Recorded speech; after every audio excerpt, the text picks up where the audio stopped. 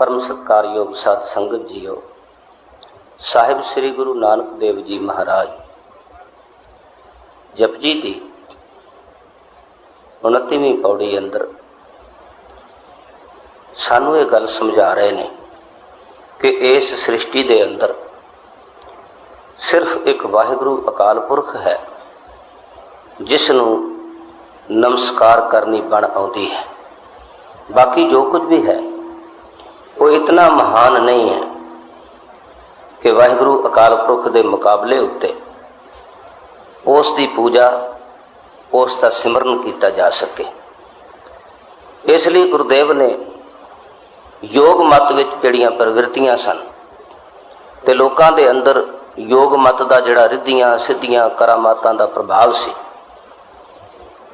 उन्हां नूं सही सेध देण वास्ते ते लोकां नूं ये समझाउण लई कि सिर्फ करामातां ही जिंदगी का आसरा नहीं, जिंदगी का आधार सारियां करामातां दा मालक वाहिगुरु अकाल पुरख है।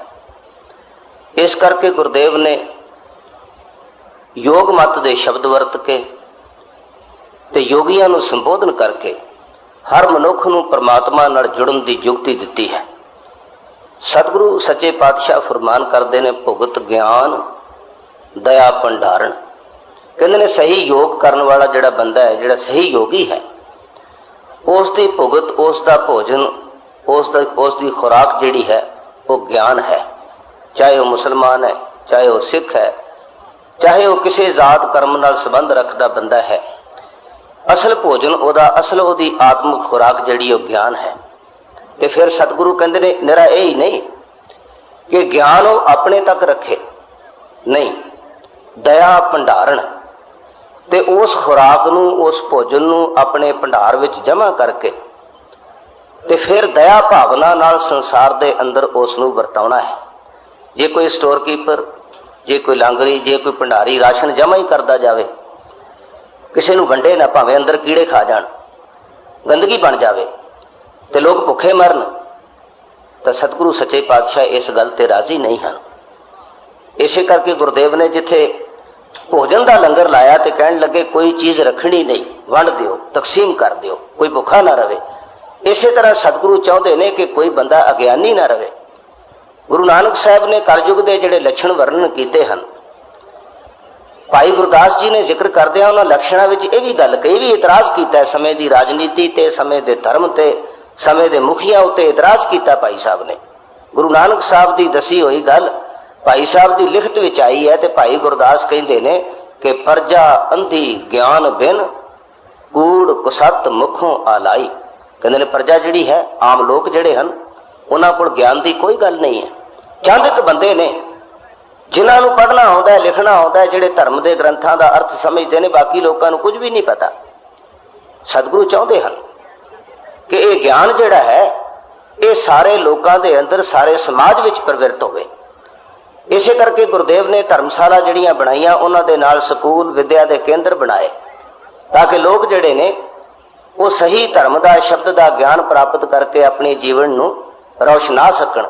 पंडितां ने इतराज़ कीता सी, आखण लगे तुसीं आम लोगों नूं ज्ञान देई जांदे हो, धर्म की गल आम भाषा विच समझाई जांदे हो, बड़ी तुसीं कुरैत कर रहे हो, तुसीं सदियां तो चली आउंदी धर्म परंपरा का उलंघन कर रहे हो। लेकिन सतगुरु सच्चे पातशाह कहण लगे नहीं, ये धर्म ज्ञान सूरज है, ये बिना किसी वितकरे के सब तक पहुंचना चाहिए है। और जिहड़े बंदे इस विच वितकरा पैदा करते हैं वो कोई ठीक गल नहीं करते। इस करके गुरु साहब ने यत्न किया और सिख धर्म का यह परम फर्ज है कि कोई भी मनुख जिहड़ा है वो अनपढ़ ना रहे, ज्ञानहीन ना रहे। सिख का यह यत्न रहना चाहिए कि सारा समाज, सारी मनुखता जिहड़ी है वो ज्ञानवान हो सके। इसे ज्ञान का प्रकाश करने लिए सतगुरु सच्चे पातशाह दूर दराज तक पहुंचे, बड़े लंबे सफर किए और लोगों के अंदर ज्ञान की हनेरी चला दी। भरम वहम कई प्रकार के जिहड़े सन उन्होंने सतगुरु सच्चे पातशाह ने इस ज्ञान नाल दूर किया। इस करके गुरुदेव कहते हैं भुगत ज्ञान दया भंडारण घट घट वज है नाद। योगी जिहड़ा है वह नाद वजाउंदा, संख पूरदा है, सिंगी वजाउंदा है, होर कोई साज हैं जिन्हां दी वजा के वह धुनी प्रगट करता है, तो फिर उस धुनी विच मस्त होने की कोशिश करता है। सतगुरु कहते भाई जोगी सही गल तो यह है कि वाहिगुरु अकाल पुरख वालों जिहड़े पैदा किए हुए नाद ने उहदे वालों जिहड़ी पैदा की हुई संगीत की धुनी है जिहदा गुरु नानक साहब ने पिछे सोदर की पौड़ी विच भी जिक्र किया। कहते ने सारी कायनात सारी सृष्टि उस परमात्मा का गीत गा रही है, नाद सदा लई वज रहा है, ये किसी को बजाउण की लोड़ नहीं।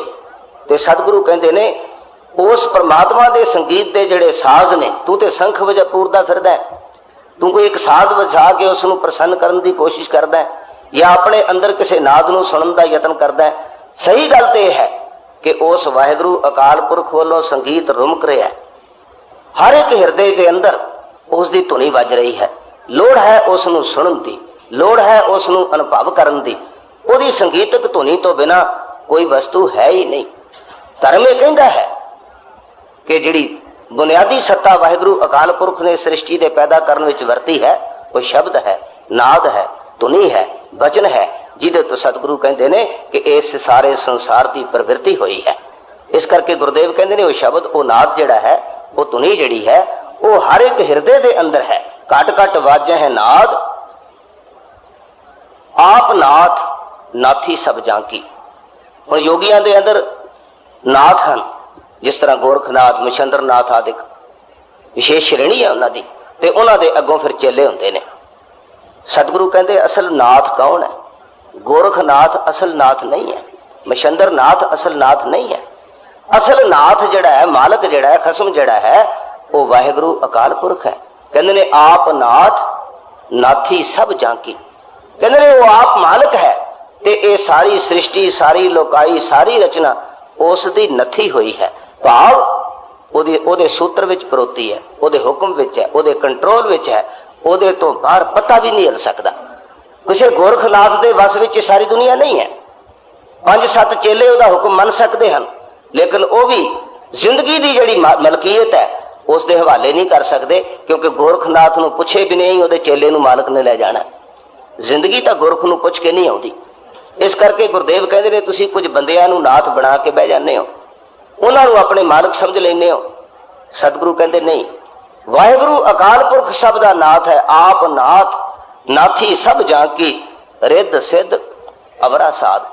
कहते ने रिद्धियां ते सिद्धियां। रिद्ध तो मतलब संसार के पदार्थों का, दुनिया की प्रभुता धन माल दौलत इत्यादि जो कुछ है रिद्धि विच गिणिया जाता है। सिद्धियां तो मतलब करामातां दा है। सतगुरु कहते हैं दोवें ही जड़ियां ने ना, संसार की प्रभुता का ढंग भी बहुत धन मेरे को होवे, जमीन जायदाद राश अजवर्ज सब कुछ मेरा होवे, ते दूसरे पासे करामाता भी फूक मार के किसी को पुत दे दियां, किसी को कुछ करा, किसी को कुछ करा, किसी की बीमारी ला दियां, किसी को चमोड़ दियां। कहते ने ये दोनों चीज़ां जड़ियां ने रिद्ध सिद्ध अवरा साध। कहते ने होर पासे लै जाण वाले स्वाद ने, ये मनुख नूं असल निशाने तो हटा देंदे ने।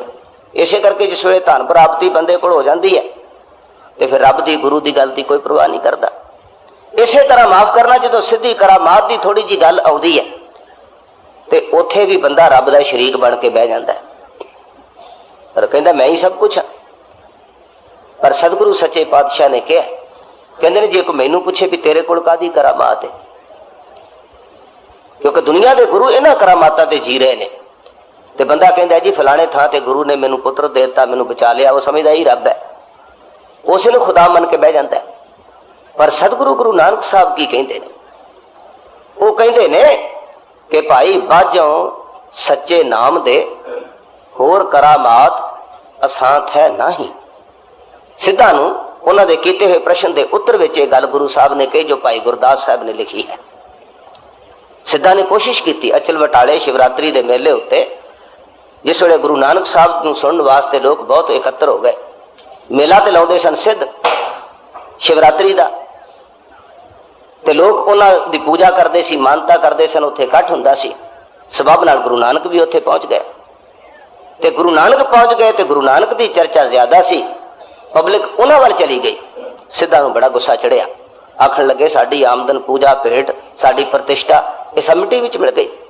उन्होंने करामातां दा सहारा लैके रिद्धियां सिद्धियां दा सहारा लैके ते गुरु नानक साहब दी उस वडियाई नूं ज़ेर करन दा यतन किया, लेकिन होया कि सतगुरु गुरु नानक साहब ने उन्हां करामातां नूं हेज कर दिता, तुच्छ जाणिया सारियां ने। ते गुरदेव कहण नूं पुछया उन्होंने भी तुसीं ये शक्ति कित्थों प्राप्त कीती है?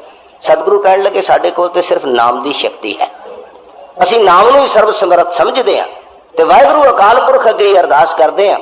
ये रिद्धियां सिद्धियां सब उहदे अधीन ने ते इन्हां दी कोई पेश नहीं जांदी जदों मनुख नाम दे आसरे तुर पैंदा है। गुरु नानक साहब ने खुद भी जिक्र किया, कहंदे ने पहरा अगन हे वह घर बांधा भोजन सार कराई। कहंदे ने इन्नी समर्था हो सकती है कि मैं अग दा लिबास पहन सकदा हां, लोहा खा सकदा हां। पहरा अगन हे वह घर बांधा बर्फ का घर बना के उहदे च रह सकदा, वध तो वध ठंड विच जीवन बतीत कर सकदा हां। भोजन सार कराई, फिर कहंदे ने सगले दुख पानी कर पीवा, धरती हाक चलाई, धरता राजी अंबर तोली, पिछे टंक चढ़ाई, एवड वधा मावा नाही, सब सह नथ चलाई, एता तान होवे मन अंदर करी बेआख कराई। कहंदे ने सारियां रिद्धियां सिद्धियां करामातां होंदियां होइयां भी मैं समझदा हां कि कुछ भी नहीं है। बाणी कहती है, सतगुरु फरमान करदे ने, कहंदे ने रिद्ध सिद्ध सब मोह है, नाम न वसै मन आए। ਜਦੋਂ संसार की प्रभुता की गल आ जाएगी, चाहे करामातां नाल आवे चाहे धन पदार्थ नाल आवे, फिर बंदा रब नूं भुल जांदा है ते रब दा शरीक बन के बह जांदा है। फिर वह कहंदा लोकी मैनूं मत्था टेकण, मेरी पूजा करन, और बंदा भी ऐसा स्वार्थी है कि यह कहंदा भी इहदे कोलों मैनूं कुछ मिलिया है ते उहदे पैरां ते हत्थ टेकदा है, मत्था रखदा है, उहनूं ही सब कुछ समझ के ते जिंदगी दे असल मालक नूं भुल जांदा है। इस करके गुरु नानक साहब कहंदे ने रिद्ध सिद्ध अवरा साध, ना धनी वेख के मनुख ने उहदे पैर फड़ने ने ते ना करामाती वेख के मनुख ने उहदे अगे झुकना है, क्योंकि कोई धनी भी उस अंत नूं सवार नहीं सकेगा ते माफ करना कोई करामातां दा मालक भी मनुख दे अंत नूं नहीं सवार सकेगा। मनुख दा अंत सवरना ते सिर्फ वाहिगुरू अकाल पुरख की बंदगी नाल सवरना है। इसे करके सतगुरु कहते ने मेरी नमस्कार मेरी वंदना उस वाहिगुरू अकाल पुरख के चरना उत्ते है, किसी मनुख के पैरों उत्ते नहीं। तो सतगुरु सच्चे पातशाह ने यह गल चंगी तरह समझा दी। मरदाने ने एक बार पूछा सी गुरु नानक साहब को, कुछ लोग इस चक्कर में हैं कि भाई कोई अंदर नाद है उसनों सुनो, कोई कन्न बंद करो, अखां बंद करो, नक बंद करो, इस तरह के चक्कर पाए हैं, योगिया ने पाए सन, तो हुण भी उन्हों का सहारा लैके कुछ लोग इस चक्कर में ने। तो गुरु नानक साहब नूं मरदाने ने एक बार पूछया, क्योंकि वह वेखदा सी कि योगी गोरख सिद्ध गुरु नानक साहब नाल चर्चा करते हैं, शब्द की नाद की गल करते हैं। तो मरदाने ने सवाल किया, आखन लगा सतगुरु सच्चे पातशाह मैनूं समझाओ कि ये जिहड़ी असीं कीर्ति करते हाँ, ये जिहड़ी असीं बाणी गायन करते हाँ, परमात्मा का कीर्तन करते हाँ, इहो ही शब्द है या शब्द कोई होर चीज है? शब्द इहो ही है या कोई होर वस्तु है? जे कोई होर वस्तु है तो फिर मैनूं दसो, ते जे इहो ही है तो फिर मैनूं कोई फिक्र नहीं, फिर मैनूं कोई चिंता नहीं, नहीं तो मैं समझांगा कि मैं तो सारी उम्र तुहाडे नाल घुमदा रहा फिरदा रहा ते असल वस्तु की मैनूं सार नहीं पता नहीं लगा। सतगुरु कहण लगे मरदानिया तू ही भुलेखे च पै गया, तेरे अंदर भी ये ख्याल आ गया भी ये कोई गुप्त गल कोई होर चीज़ है। कहण लगे मरदानिया जे कोई गुप्त गल होंदी ते असीं तेरे कोल लुका के रखदे, असीं तेरे कोल छुपा के रखदे, हर गल तेरे सामने स्पष्ट है। कहण लगे मरदानिया सच्चाई ये है कि ये जिहड़ी कीर्ति असीं करदे हां, ये जो बाणी शब्द कीर्तन असीं करदे हां, कहण लगे यही शब्द है, यही वाहिगुरू अकाल पुरख का नाम है, यही उसका हुक्म है। ते इहदे विच लीन होके इहदे विच अपनी सुरत नूं लीन करके ही असां वाहिगुरू अकाल पुरख नाल अभेद होना है। ऐसे वचन सतगुरु गुरु नानक साहब ने मरदाने नूं कीते, समझाए। लेकिन कुछ लोग ने जिहड़े इस यतन विच ने, बदकिस्मती साडी ये है कि असीं खुद बाणी नूं पढ़दे नहीं, खुद अपने इतिहास नूं समझदे नहीं, ते दूजा कोई आण के कंन विच फूक मार दिंदा है ते असीं उहदे ते भरोसा कर लैंदे भी ये बंदा ठीक कहंदा है। भई आप तो देखने की कोशिश करो भी ये बंदा ठीक कहंदा है कि नहीं कहंदा। जे बंदा वो ठीक कहंदा हुंदा ते भाई गुरदास भी लिख देंदे, भाई मनी सिख लिख देंदे, भाई नंद लाल लिख देंदे कि सिख इस तरह कन मीटते हैं, इस तरह अखां बंद करते हैं, इस तरह अपने नासा बंद करते हैं तो शब्द की धुनी सुनते हैं। पर किधरे ऐसी प्रक्रिया का वर्णन नहीं है, जिक्र तक नहीं, क्योंकि सिख ऐसा करते ही नहीं। इस करके सतगुरु सच्चे पातशाह कहते हैं कि भाई उस वाहिगुरू अकाल पुरख की जिहड़ी सिफत सलाह है ਉਹਦੇ ਤੋਂ ਉੱਚੀ ਉਹਦੇ ਤੋਂ श्रेष्ठ कोई होर वस्तु नहीं। ते गुरदेव फरमान करते हैं, कहते ने रिद्ध सिद्ध अवरा साध संजोग विजोग दोए कार चलावे। संजोग का मतलब है कुछ मिलना जुड़ना, ते विजोग का अर्थ है कुछ विछड़ना।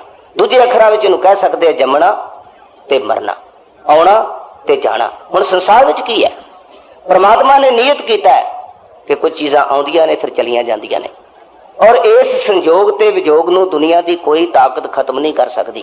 ख्याल करना, गुरु पीर पैगंबर संसार में आए हैं, परमात्मा ने आप उन्होंने साजिया सिरजिया भेजिया सत्ता दे के, लेकिन किते भी सवाल नहीं है कि उन्होंने संसार के इस संजोग विजोग के सिस्टम नूं तोड़ दिता होवे। किसी को कोई ताकत नहीं रही। इस करके गुरु नानक पातशाह समझाते हैं कि जिन्हां रिद्धियां सिद्धियां करामातां दे पिछे बंदा नक रगड़दा फिरदा भी शायद ये सारी कुदरत की होनी नूं बदल देणगे। गुरदेव कहते नहीं, परमात्मा की संजोग सत्ता नाल जीव जुड़ते हैं, वस्तुआं आउंदियां ने ते परमात्मा की विजोग शक्ति जिहड़ी है इन्हां चीज़ां नूं डिस्ट्रॉय कर दिंदी है, नाश कर दिंदी है। इधरों आउंदियां ने उधर जांदियां ने। ये जम्मण मरना उस वाहिगुरू अकाल पुरख का अपना हुक्म है ते उस दे भाणे विच सब कुछ आउंदा ते जांदा है।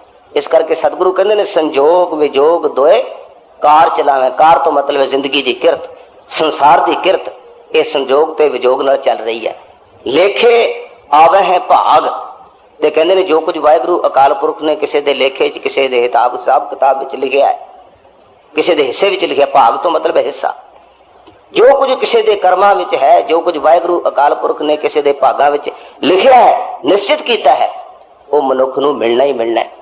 और एक गल इहदे संबंध विच होर ध्यान च रखनी कि जो कुछ असीं अज किरत करते हाँ, इस दे हिसाब नाल भी परमात्मा नालों नाल अंदर संस्कार लिखी जाता है, अंदर संस्कार बनते जाते हैं। ये ना ख्याल करना कई लोग इस बहाने विच ने कि साडे ते भागां विच लिखिया ही नहीं परमात्मा ने, असीं किद्दां नाम जप सकते हैं, किद्दां बंदगी कर सकते हैं। ये बहाना है। परमात्मा तो रोज लिख रहा है। ये नहीं कि परमात्मा ने कोई खत्म कर दिता है सिलसिला, नहीं, वो तो रोज साडी किरत नूं वेख के नालों नाल फैसले दे रहा है। इस करके कोई पिछले जन्म विच या पिछले जीवन के अंदर या बीत चुके सालों में चोर डाकू, तेरा मतलब ये नहीं को बदल नहीं सकेगा। नहीं, संभावना है जे अज भी इस मोड़ उत्ते आ जाए, सत्संग बाणी सिमरन भगती बंदगी धर्म कर्म विच प्रवेश कर जाए, तो ओदे जिहड़े पुराने लेख ने उन्हां दी थां उत्ते नवे लेख लिखे जाणगे, संस्कार बदलणगे। और गुरु नानक साहब की संगत ने ऐसे तजर्बे दिते ने, ठग बदल गए, चोर बदल गए, डाकू बदल गए। ये सब वाहिगुरू अकाल पुरख की लिखत की खेड है। लेकिन चूंकि असी समझते हैं कि किसी पिछली लेख की गल है, नहीं, वर्तमान विच भी उस दे लेख की गल जारी है, ते भविख विच भी आउण दे समय अंदर भी ये सिलसिला उसका जारी रहेगा। जे पिछले लेखां के आधार की गल हुंदी तो फिर तो धर्म की कोई जरूरत नहीं सी। धर्म की असल में जरूरत ही इस करके है कि अज हुण भी इस समय के अंदर भी मनुख की होनी तब्दील हो सकती है। इस करके सतगुरु सच्चे पातशाह ने सिख नूं कहा, कहंदे ने तू बीत चुके समय की चिंता ना कर, तू आने वाले की चिंता ना कर, बल्कि तू वर्तमान विच रहण की कोशिश कर। जिहड़ा समा तेरे हथ विच है ना, उस दे संभालण का यत्न कर। इस करके भाई गुरदास साहब ने कहा सिख के संबंध विच, कहंदे ने वर्तमान विच वरतदा। सिख जिहड़ा ना वो वर्तमान के अंदर अपने वर्तावे नूं ठीक करने की कोशिश करता है। वो इस गल ते नहीं झूरदा कि मैं पिछे बड़ा माड़ा सा, हुण ते मैं चंगा हो ही नहीं सकदा, ते अगां पता नहीं मेरे नाल की बनेगा। नहीं, वो हुण दी जिहड़ी घड़ी है, हुण दा जिहड़ा समा है, ਉਹਦੇ अंदर चंगी किरत करके चंगे विचार बनाने की कोशिश करता है, क्योंकि वो बीज ने। माफ करना, इसनूं थोड़ा जिहा होर समझ लईए। अज जिहड़ी असीं गल करते हैं ये बिल्कुल इस तरह है जिस तरह अज असीं कोई बीज बीजते हाँ ते कल नूं उग पैंदा है। वो जिहड़ा साडा अज दा बीजण दा कर्म है वो कल नूं पूर्व कर्म हो जाएगा। पूर्व का मतलब हुंदा पहलों कीता होया। जिहड़ा गल काम असीं सोमवार नूं करदे हां वो मंगलवार नूं पूर्व कर्म बन जाना है। जिहड़ा हुण दे टाइम विच असीं कर्म कीता है, आउण वाले टाइम विच उहने पूर्व कर्म बनना है। और ऐसे पूर्व कर्म बहुत देर तो चले आउंदे ने, ते बंदा भुलेखे विच पै गया भी शायद पिछे कोई होणगे ते तां हुण होणगे। नहीं, हुण भी तेरे कोल चांस है उन्हां पूर्व कर्मां विच नवां वाधा करन लई, उन्हां पूर्व कर्मां नूं नवीं सेध देण लई अज भी तेरे कोल समा है। इस करके सिख कदे भी निराशावादी नहीं होना चाहिए। सिख नूं गुरु साहब ने इसे करके कहा तू चढ़दी कला च रहना। ये उन्हां लोकां दीयां घाड़तां ने जिहड़े लोग बंदे नूं कहंदे भी तेरे कर्म नहीं बदलने, असीं कोई फूक मारांगे नहीं बदलणगे। चलाकी है, मनुख नाल धोखा कीता गया। भी कोई साध आएगा वो मारेगा फूक तां तेरे कर्म बदलणगे। माफ करना, गुरमत इस गल नूं बिल्कुल स्वीकार नहीं करती, क्योंकि सानू इस फलसफे की समझ नहीं, असां बाणी नूं समझण की कोशिश नहीं की, इस करके असीं धोखे विच आ, ठगी, ते उस ठगी दे असीं शिकार होए आ। असीं कहने यही बदलेगा नहीं। हर मनुख नूं संगत विच आण के अपने संस्कार बदलण की राहत सतगुरु सच्चे पातशाह ने दिती है। एवें लिख दिता उन्होंने कि पिंगल पर्बत पार परे खर चतुर बकीता, अंधुलै त्रिभुवन सूझिया गुर भेट पुनीता, महिमा साधु संग की सुनो मेरे मीता, मैल कोई कोट आघरे निर्मल पहचीता। एवें लिख दिता भी साध संगत कह बासबै कलमल सब नसना। इन्नी वडियाई सत्संगत की एवें नहीं लिख दी। ये संभावना है ते ये सब कुछ हुंदा रहा है ते अज भी उस तरह वापर सकता है, लेकिन बदकिस्मती यह है कि कुछ लोग धाड़वी हैं जिहड़े मनुख नूं इस गल नालों तोड़ रहे हैं। वो कहते नहीं मेरे करके होएगा, ते बंदा भी भुलेखे च पै गया भी इहदे करके होएगा। माफ करना, किसी ज्ञानी करके नहीं होना, किसी संत साध करके नहीं होना, किसी अमीर करके नहीं होना, ये मनुख की अपनी करनी करके होना है। इस करके सतगुरु सच्चे पातशाह कहते हैं, बड़ा स्पष्ट शब्द है उन्होंने, कहते ने करनी कागद मन मसवाणी बुरा भला दो लेख पे। कहते ने मनुख की करनी कागज है, मनुख का मन संस्कार जिहड़े ने ये स्याही हैं, ते इस स्याही नाल इस करनी के कागज उत्ते चंगा ते माड़ा लेख लिखे जाते हैं। बड़ी सीधी जी गल है, ये कोई डिस्क्रिमिनेशन नहीं है कि कोई बंदा लिखेगा कोई आण के करेगा, नहीं। तो सतगुरु सच्चे पातशाह कहते हैं कि संजोग विजोग दोए कार चलावे लेखे आवे भाग। कहते ने आदेश दिशा आदेश आद अनील अनाद अनाहत जुग जुग एको वेश। कहते ने सब उस परमात्मा की खेड़ है, ਉਹਦੇ हथ विच है ते वो सब कुछ कर सकता है। इसलिए ਉਹਨੂੰ चेते करके ते अपनी चंगी किरत वाल प्रवृत्त होना, सत्संगत करनी, ਉਹਦੇ गुण गाने, यही सर्वश्रेष्ठ धर्म है। सतगुरु सच्चे पातशाह सानू ऐसी प्रेरणा देंदे हन। इन्हें नाल ही अज दीआं बेनतियां नूं संकोचदा होया होईआं भुल्लां तो खिमा मंगदा हां ते फतेह अर्ज करदा। वाहिगुरू जी का खालसा, वाहिगुरू जी की फतेह।